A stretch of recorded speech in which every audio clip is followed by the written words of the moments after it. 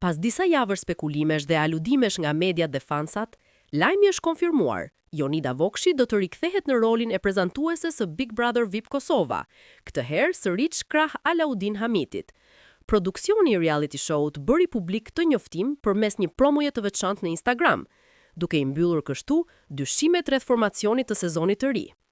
Në videon e publikuar, Alaudini dhe Jonida shfaqen përballë njëri tjetrit, duke vullosur bashkëpunimin e tyre dhe duke nënë sinjal i qartë për fansat se ekipi i prezantuesve do të mbetet i pandryshuar.